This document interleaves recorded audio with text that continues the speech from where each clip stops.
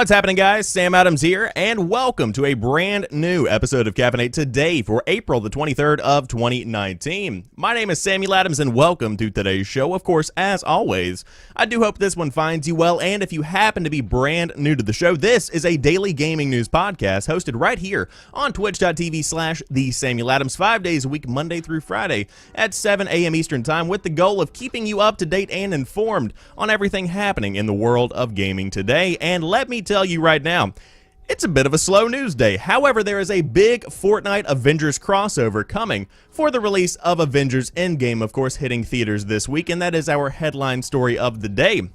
On top of that, we will talk about online connectivity requirements in Mortal Kombat 11 and what that means for your gameplay experience, because although a lot of the game is accessible, there are a couple of restrictions if you don't have a constant internet connection. And on top of that, I'll just kind of talk about Mortal Kombat because the game looks really good.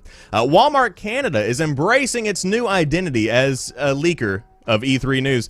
With a Rage 2 pre-order bonus, Twitch has removed the Joy of Sex category, much to the chagrin of Soda Poppin', and a Bloodborne board game hits Kickstarter this Tuesday, which of course is today, which is a very exciting piece of news because, hey, that sounds really neat. But again, if you are brand new to the program, welcome on in. I do hope you enjoy what I bring to the table with this show. And if you don't want to watch live, it's up on youtube.com/SamuelAdamsMedia and podcast services around the world, including Spotify, which is a big one for me.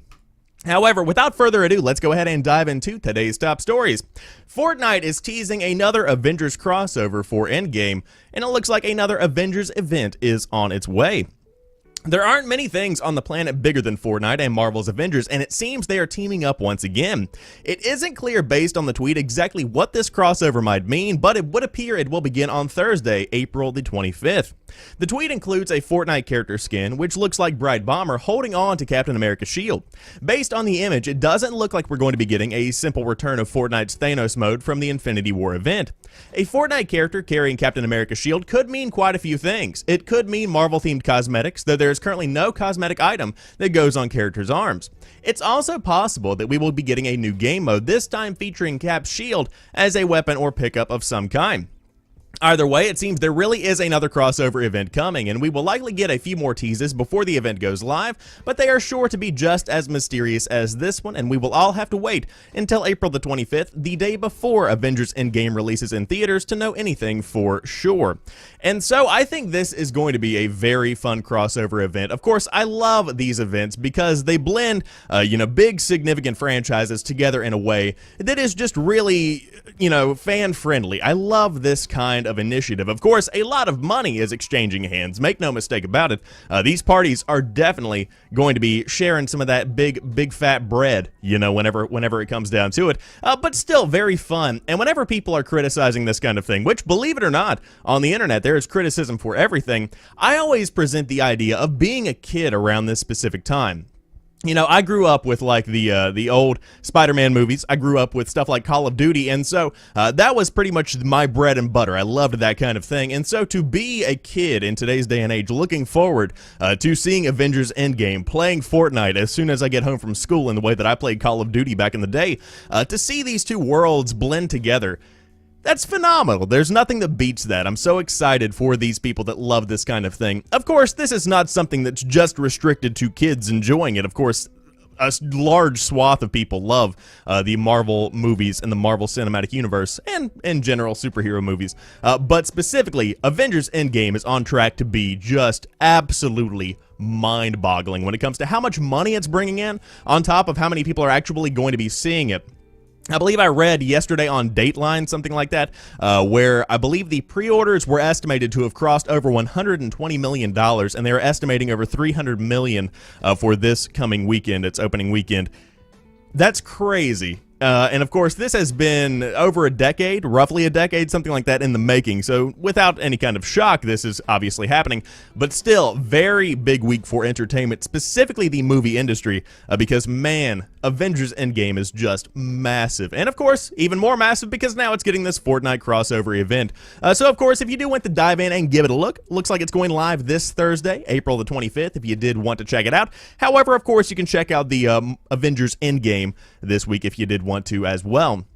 Shockingly enough, I haven't seen a Marvel movie in theaters probably since around Thor Dark World, something like that. I was in high school, probably a junior, maybe even a sophomore. It didn't bring me in. I haven't been part of the cinematic universe in the same way that everybody right now is talking about Game of Thrones. I just have never really cared about the Marvel stuff. I love just watching the movie every now and again. I just haven't gotten around to it. I'm not a big movies guy. I'm a big games guy. This is why this is a gaming podcast instead of a movies podcast. But let's talk about Mortal Kombat 11 and what you can and you can't do in its online mode. Mortal Kombat 11 hits stores tomorrow, which is, of course, today now, but there are still a few lingering questions you may have about the game even after our own podcast, they say at Game Informer, hoping to answer some of them. One topic we touched on in that podcast was that the game would let you do offline. Designer Derek Kurtzik answered that question fairly well, but we wanted to give you a full rundown of what to expect if you plan to play the game without any kind of internet connection. Let's start with the obvious. You can't play against people online in any way or run AI character battles, which have you duking it out with other people's AI character teams. It's outside of that where things get a little bit more complicated. Mortal Kombat 11 relies heavily on pinging its online servers after almost everything you do, and many of its biggest modes rely on it to even work.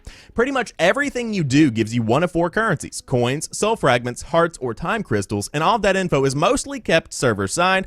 More on that in just a bit. So when you play offline, your profile is reset to level 0, and you won't have access to any currency you've accrued previously, as well as the daily challenges that can be useful for accruing currency.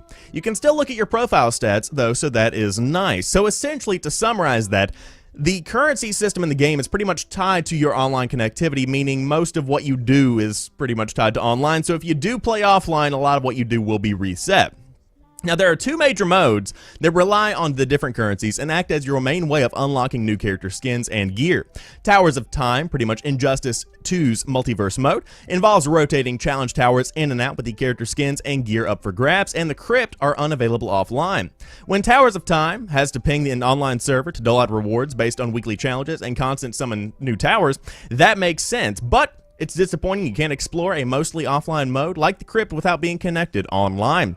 Now, some single-player modes fare better. You can play the entire story without many restrictions whatsoever because most of what you earn is pretty much banked in your system, and then whenever you do connect to online servers, it is then uploaded. And of course, that is applicable to the tutorial as well, which gives you a lot of skins and in-game rewards. You can play through classic towers, and you can read that as arcade mode, but you won't earn any rewards. Character endings you unlock through these towers do carry over, though. It's still a major bummer, as this mode specifically shouldn't have to rely on servers to dole out rewards. And so that's pretty much the entire gist of the article. We could go on, but I did want to let you guys know that if you don't have a constant and consistent internet connection, you could be facing a couple of issues here and there with Mortal Kombat 11. And I wanted to bring this up because out of all of the games that shouldn't have any kind of problem with online connectivity, it's probably Mortal Kombat, because there is no reason to have to constantly ping servers. I suppose if you just wanted to ensure people's rewards were kept in the cloud, then maybe that would be a reason you could go ahead and do this. But really, Mortal Kombat at its core is just something. Let's just pretend core has a K in front of it, just for shits and grins. But you shouldn't have to do this because it's so offline friendly at its foundation. Mortal Kombat was a game that you never had to have anything like this before, and so why should you have to have it now? Of course, this is not going to be an issue for many people playing games in today's day and age. I would understand if it was probably late PS2, early PS3 kind of era, where you were going to be upset about not having an internet connection, but more than likely, you probably will have something. Of course, there are many people out there that might not have a consistent internet connection. They might like to take their stuff on the road with them, and they might want to play Mortal Kombat 11 during a road trip this summer, or something along those lines. And you could definitely run into some issues in that regard, and that's very unfortunate, and something that should definitely be handled. However, I did want to let you guys know that online connectivity is a big part of Mortal Kombat 11. Now, even with that one negative, there's still plenty of positives, but one is the in-game currency system, which does not dole out rewards that are pretty much equitable to what you have going into your game.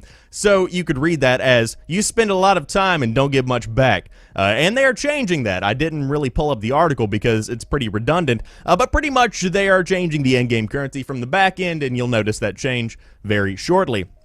Now, again, if you do want to dive in, the game is out today on the PS4, the Xbox One, the Switch, and the PC. And the Switch version itself doesn't look that bad. The textures are a little bit off, but hey, they hit that 60 FPS mark.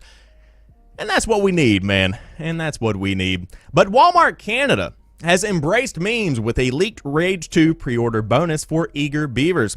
An often repeated tip for life is to own your mistakes, something Walmart Canada is taking quite literally, as the retailer is offering the limited E3 2018 leaked Rage 2 sleeve as a pre-order bonus exclusive. Back in May of last year, Walmart Canada managed to spoil more things than Game of Thrones Twitter hashtags by accidentally listing a range of unannounced games, including Just Cause 4, Borderlands 3, and of course Rage 2. Publisher Bethesda responded to the leak by resurrecting the Rage 2 Twitter account to post the following Comic Sans comeback. It says, and I quote, "Incorrect key art, wrong font, not all caps, missing age rating," and then they gave it the A marking right here for the anarchy.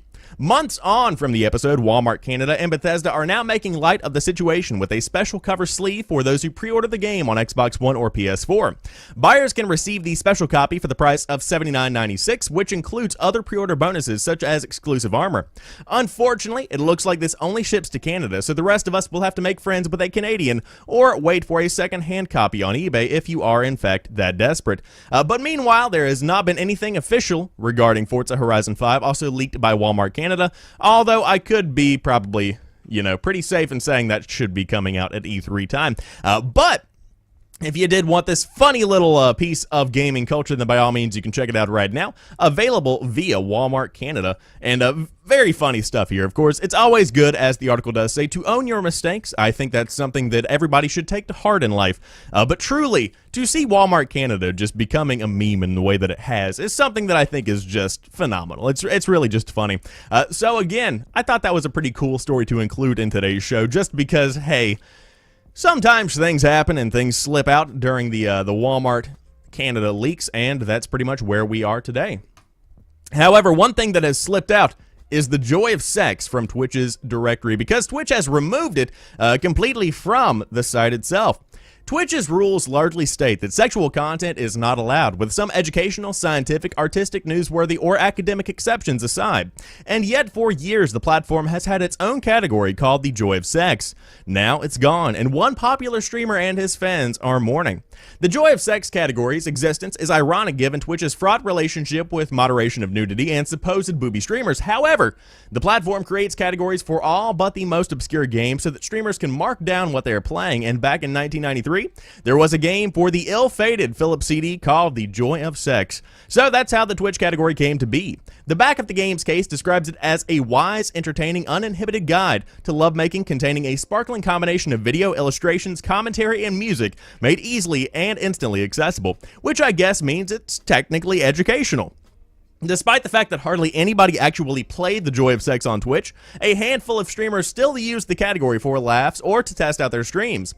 The biggest streamer among these easily was Chance Sodapoppin' Morris, who had nearly 2.5 million followers. Over the weekend, he was heartbroken to discover that Twitch recently zapped the Joy of Sex category out of existence. And of course, there's a giant quote of Sodapoppin' being Sodapoppin', if you did want to check that out, where essentially he just gets really, really upset in a funny way. Sodapoppin' used Joy of Sex as a stand-in category when the indie games he was playing on stream had not been scanned by Twitch's not quite all-seeing eye. According to third-party site Twitch Tracker, he had been regularly using the category since 2017 and had streamed a total of 122 hours in it.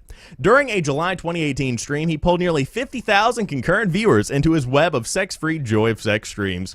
Now the category is gone, and he's not the only one in mourning. Some fans too have expressed surprise and sadness that the longtime oddity is finally gone. The author, however, fears that their impassioned pleas will fall on deaf ears. How will people learn to have sex now, Twitch? Where will they go? Where will they go? But no, I wanted to include this because, number one, big fan of Sodapoppin'. Hilarious dude. Love his just brand of humor, his personality, and his transparency whenever he's streaming. But without a doubt, the Joy of Sex thing was just so funny because you go online, and there are some streamers that take everything so incredibly seriously. And do much, to a high regard, they do it well, Whenever you take things seriously and you treat streaming like a business, then you can definitely garner in a specific type of viewership that is very business-oriented, is there for the show, so to speak. And then you have the more casual approach. Then you have the more, I'm just streaming to stream, and whatever happens, happens kind of approach. And that's pretty much where Soda Poppin' comes from. Of course, hugely successful, again, pulling 50,000 concurrents on a stream that features Joy of Sex, which is essentially nothing. But to see this gone, I think, is definitely the end of an era, so to speak, for Soda Poppin'. Of course, this is all just trivial stuff anyways. But if you were curious as to what happened with your favorite category and what happened with soda, that's what happened. However, to round out today's show, a Bloodborne board game hits Kickstarter today, if you did want to check it out, today being April the 23rd. Tabletop game maker Simon, or Cool Mini or Not. I can't believe I just said Simon, so we're just going to go with that. Will launch a Kickstarter campaign for a new Bloodborne experience. This tile-based board game is Simon's second venture with Bloodborne. The first was a tactical card game designed for 3 to 5 players. Following the card game's successful launch, Simon released an expansion called The Hunter's Nightmare. The trailer below walks you through a key beat of the board game, showing how players explore the city of Yharnam cooperatively, revealing a tile with each turn. Missions are tied to specific tiles and as are monsters which are summoned. The game appears to come with a number of plastic miniatures for the hunter and various critters to battle. If funded, Bloodborne the board game will join Dark Souls the board game, which was created by Steamforged Games, a studio that is again tapping the video game space for a Devil May Cry 5 board game. And again, if you did want to check it out, the Kickstarter page is up now. If you were a fan of board games and you're a fan of course, Bloodborne, then this is going to be right up your alley. And interestingly enough, I think the tile approach probably works with this. Of course, Bloodborne, a very rich, lore-filled experience that I think would definitely fit within the realm of board games. So again, if you are a fan of this could be great for a community game night. If you have friends that meet up at some kind of game shop, if you have friends over to your house, this could be a very good time. I think it's very cool how the board game community has begun to thrive over the course of the past couple of years. Of course, it's always been around, but I think specifically with kudos to Twitch and with regard to YouTube and stuff like that, stuff like Dungeons and Dragons and stuff like, any kind of board game really has begun to take off and has begun to see a resurgence into the mainstream that I don't necessarily think was there before. And the same could be said for card games, with stuff like Hearthstone coming onto the scene, and of course digital versions of Magic the Gathering becoming relatively popular, along with stuff like Slay the Spire kind of, expanding the realm of card games. And then you have stuff like Witcher's Gwent, a lot of games coming out with that kind of skew to them. However, again, if this sounds like something you might be interested in, a Bloodborne board game is right now available to support via Kickstarter. A very useful platform for those that want to see strange new ideas be brought into existence. However, that does round out today's episode of Caffeinate. Of course, if you enjoyed it, be sure to drop me a like down below if you are watching on YouTube. And of course, if you are brand new, subscribe, because the show is hosted 5 days a week, Monday through Friday at 7 a.m. Eastern Time over on twitch.tv/TheSamuelAdams. But you can always catch it right here on YouTube if you did want to do that. However, until tomorrow, you guys have a fantastic rest of the day. I will talk to you soon, and peace.